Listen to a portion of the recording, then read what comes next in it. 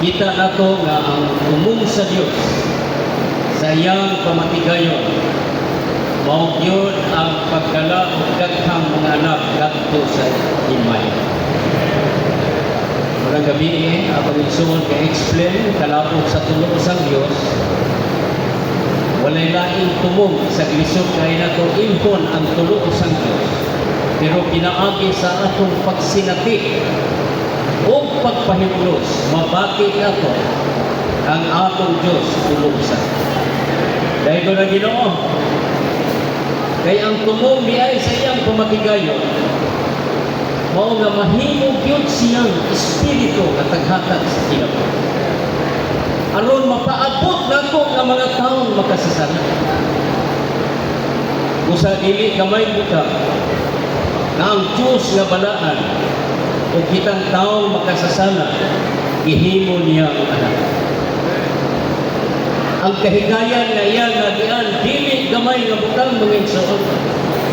Ug atong huna-hunaon, ang pagpanugwa niya sa daghang mga anak, kay maumang gyud ni ang plano sa amahan, nga kinahanglan tumanon sa anak. Praise the Lord! Tumanon ni sa anak ang iplano sa amahan. Usa ang anak, grabing pagsakripisyo. Iabot yun siya sa punto sa kamatayon. Aron mapalugwa ni duha ka importante kaayong butang. Nagapakita nga diha sa iyang kamatayon, dunay duha ka butang nga labing importante para nato nga kinahanglan tamasay. Una, mao ang katugsanan, organic salvation. Balaudong katugsanan, judicial redemption. Ikaduha, organic salvation. Pinaagi ining duha, nahimo ta anak sa Diyos. Kanang pagbutang niya sa kinabuhi lang nato, unsa namang pagsakripisyo sa atong Diyos. Diha ni Kristo, hallelujah! Di yun sa iyo ang iyang pagsakripisyo nga nagkapalugwa o daghang anak. Hindi bitaw mga kinikanan nga daghang anak, ay kraping sakripisyo na gianan. Kung maghisgot kag bilar, di ka na makunog bilar na. Basta kay daghan kag anak. Nagkay anak na 10, anak 13, ay na. Grabe yan. Kung mo ingon kag brad, bilar ko, hindi na kinahanglan sultian mo. Kay bilar lang nagianan na, di na sayo. Ang atong Diyos, diha ni Kristo. Grabing mga pag-antos nga nagian. Hallelujah!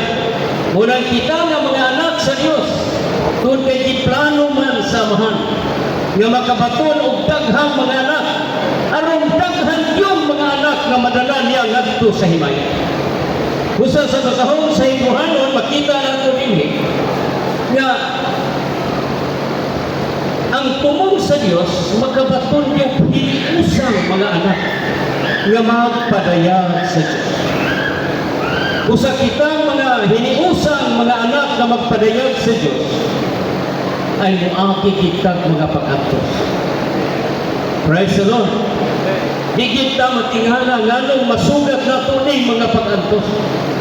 Siguro malipay ka, kay naluwas na ka, nakaamahan ka, tag-iya sa tibuok universo. Pero ang kitang mga anak, magkasinati ka sa nasinatian sa apong Diyos. Dahil ko na Ginoo, sa nakita na ito ay bulahan ka nga nakatilaw sa mga pag-antos. Praise the Lord! Sa kung malipay ka sa tanang ipaabot sa Ginoo nato, muli paghikay sa Diyos nato. Pero dinhi ipakita sa basahon sa Hebrehanon, ni anata sa basahon sa Hebrehanon, nagpasabot nga naanata sa tumoy sa bagong tugot. Nagpasabot nga ang akong panahon karon, mga isuon, di nagyud maayo nga magkumpiyansa. Nakita ba ninyo ni mga isuon? Di na maayo nga magkumpiyansa na karong panahon. Kaya nga sa akong imar naghisgot na sa akong sa iyang panasawon. Kinsa maning panasawunon, hindi usang mga magtutuo. Nga na-transforman. Una, gibutangan o kinabuh. Pero, ambot na. Sa kadaghan kaayong giluwa sa Ginoo, kung ang tanan mapakaslan pa sa Ginoo. Kitang tanan, maasawa magitas Ginoo. Pero ambot na sa kasal, makaapil paghatag kasal. Kusa kung magkumpiyansa sa karong panahon na, siguro, maasawa ta, pero wala ka kaagiong kasal. Wa ba mo na tingalaan?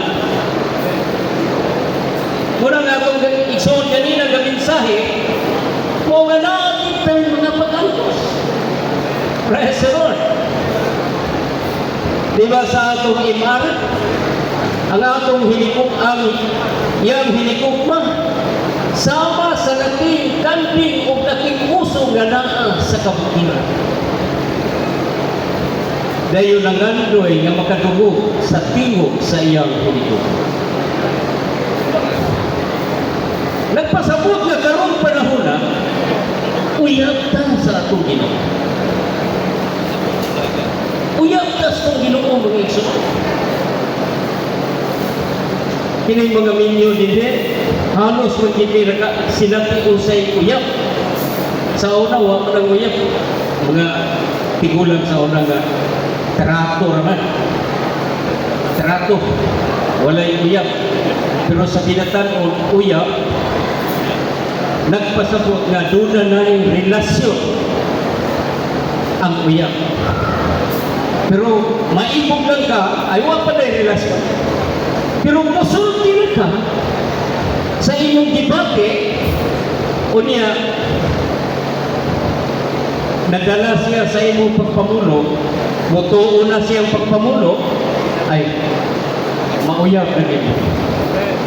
Niya pilir pang mauyab, hindi mo na pwede pilit ka muhalo. Di ka muhalo, kino ka bayot siguro. Di ba? Mga igsoon, basta mauyab na, ampun, ganahan ka maminaw sa tingog sa inyong uyab. Sa una, sa nakauyab ko ng mga asawa, ako lang yung isulti ko, no? Gamay na kasinatian ng ako mumpong na asawa. Pagkauyab na mo, paglakaw niyag layo, gawa na ako makita sa pila ka panahon, puro ngit-ngit ang tanang palipot sa akong una-una. Murag kanunay ikurangan ko sa iyang dagway ba? Muna kung magkita maayo ni kayo ng istoryahay. Maglakaw ko, murag waga tugtanog yuta sa kalipay ba? Nga makakita ko sa iyang kasalag lang sa iyang dagway. Iunahan ni unta ang atong pagkarelasyon niya sa Ginoo. Nga doon na kita'y matinguhaong pagbati nga Ginoo. Makigsulti ko kanunay. Mga igsuon sa maglabi nga makigsulti tas Ginoo. Likudon ta sa atong pagtuo nga makabarog ta bisan sa daghang mga kalistan. Hinirapag na uyab daghang maninintang po. Tinuod pa na sa kasinatian. Bisan ako magutana ko ninyo karon, tinuod na. Labi na nagsabot na ganyan. Magpakasal na, nangatubag na, ay pagkadaghan kayo maninintang. Pero salamat sa Ginoo. Karong panahon na hapit na ang Ginoo mag-asawa na. Sa magpantay na sa daghan kayong tentasyon sa kalibutan. Salamat sa Ginoo nga dinhi sa ikaduhang